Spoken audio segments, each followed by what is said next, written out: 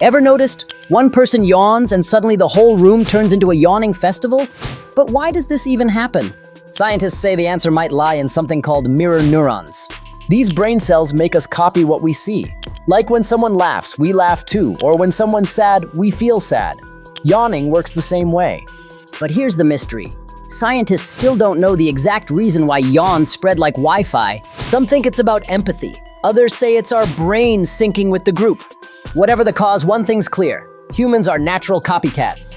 So next time you yawn in class or a meeting, just remember, you might accidentally start a yawn pandemic. And if you yawned while watching this video, don't worry, you're not tired. You're just under my control now. Subscribe before your next yawn.